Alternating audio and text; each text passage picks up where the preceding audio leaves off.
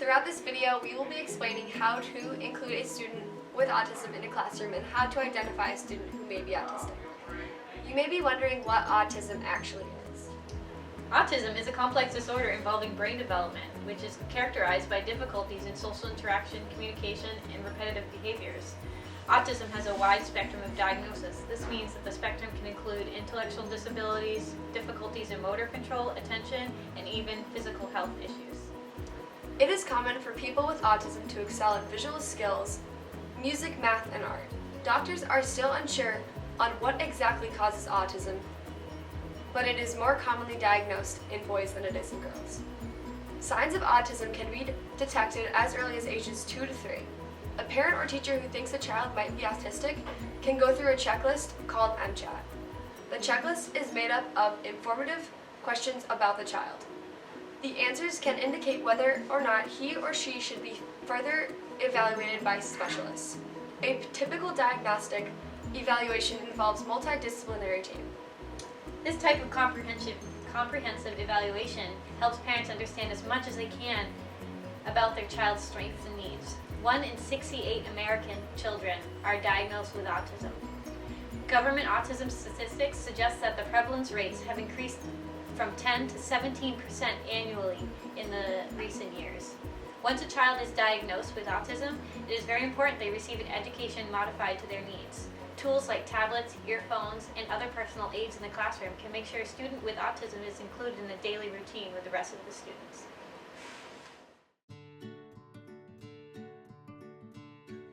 A student with autism would thrive well in a situation like this because the tables are set up in a grid-like format. All of our stations are labeled throughout the room, and even the tables are designated tables 1 through 3. When setting up a middle school art classroom, it's important to have different stations around the room so that the students can freely move around the room but still have structure and organization. For example, this is a cleanup station. Students have materials and drying racks available to them. Any chemicals are available to the students but aren't in immediate reach. It's important to label each of the stations so that the students know exactly what is expected from them at each station. Visual aids like this one, or the one above the material station, helps students with autism move around the room freely so that they know what is asked from them at each station. For projects, it's really important that the students are able to access the materials needed. It gives them a sense of responsibility so they can clean up and put away. Any unnecessary materials should be locked and put out of sight, out of mind, so that it doesn't become distracting for the students. Students with autism rely on an environment based around a routine. So with these stations, if every time there's a demonstration, it's done at the demonstration table, and a student with autism would be comfortable moving around the classroom. The teacher's desk is located in the back of the classroom, in a position where the teacher can look over the students while they work, but still is inviting to the students who might have questions while the teacher's at their desk. Okay, here's the bin where the students can turn their homework in. Next to the homework bin is shared materials that the students can use throughout the lessons. Over here you can see there's other materials on the desk. This is for the students to use only when they ask the teacher. This is Carrie, and she's our paraprofessional in the classroom. She's here to talk to you about one of the students. So we have a student in our classroom named Johnny Swift. He's a 6th grader and he has highly functioning autism. So this is where Johnny sits every day. He has easy access to the front of the room, and he's also in an area where he's to himself. He has space to do his work, and if he needs to leave the classroom for any reason, he can just get up and exit without disrupting anyone else. Stress balls and headphones helps Johnny cut out unnecessary stimulation in the classroom. This is Johnny's homeschool notebook. We use this to communicate with his parents. If we open it up, this is the first page. Included in this book has his class expectations, included with visuals that help him understand what he needs to do.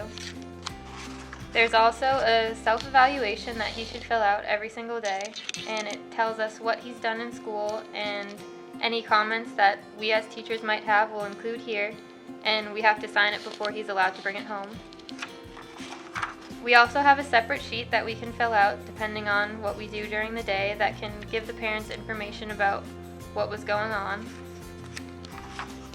When Johnny needs help expressing his feelings, we've included a chart so that he can rate what he can do, and it helps us get a better understanding of how he's doing overall in the class. Also in this notebook, we include letters that have been back and forth from teachers and parents. So right here we have a letter from his parents to us explaining some concern, and then here was the response, and we just keep these to document his progress as the year continues on.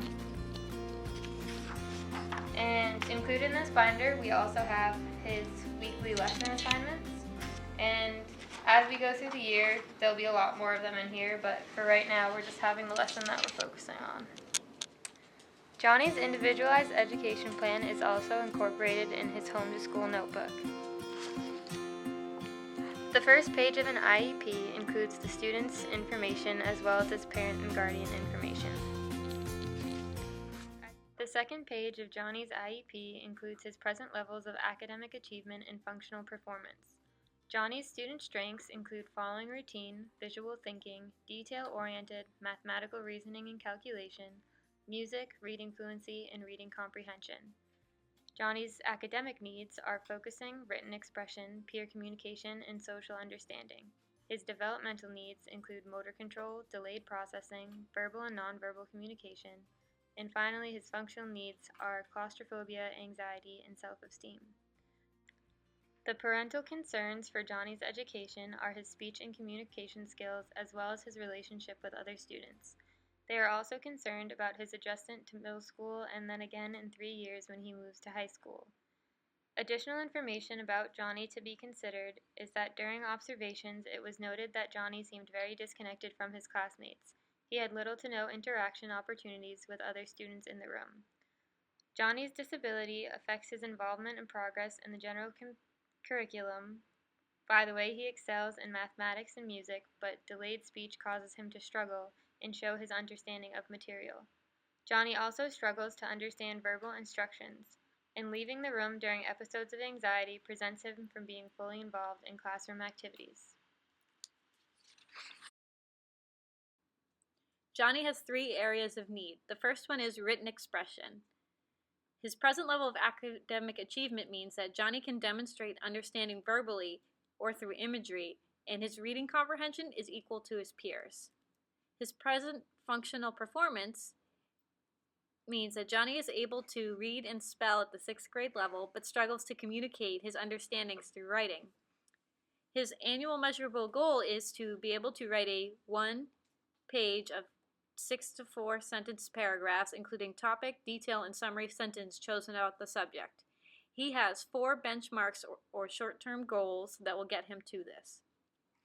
Johnny's next area of need is peer communication. His present level of academic achievement means that Johnny is able to speak in full and comprehensive sentences when he speaks.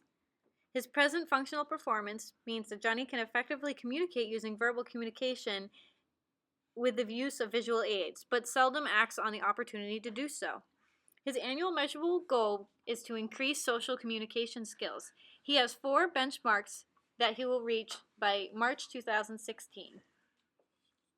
Johnny's third and final area of need is social understanding. His present level of performance is that he gets confused by nonverbal instruction, and because of this, he has small outbursts caused by anxiety. His annual measurable goal is social understanding and connecting with peers. He has 4 benchmarks to reach this goal.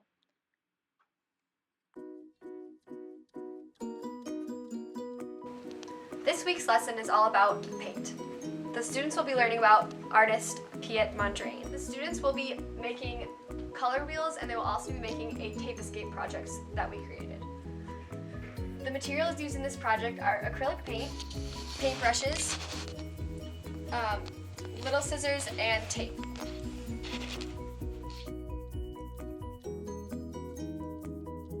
Combinations that we've made for Johnny in our classroom include using visual step-by-step directions on a tablet or written out, having more time on the project, having a paraprofessional if needed in the classroom at all times, working in another or quieter area around the classroom or in another room to help him focus, and when he gets overwhelmed in the classroom, listening to headphones to block out the unnecessary stimulation and noise, Also, he can hold a stress ball or other small items while listening to instructions. If Johnny isn't comfortable using paint, then he can use something as simple as colored pencils or other mediums. If Johnny isn't comfortable using this size of paper or if he's overwhelmed, then he can use something smaller. If this process is quick for Johnny, then he can take Sharpies and go back in once this painting is dry, and he can add designs or shapes or colors or anything that he decides that he wants to put in.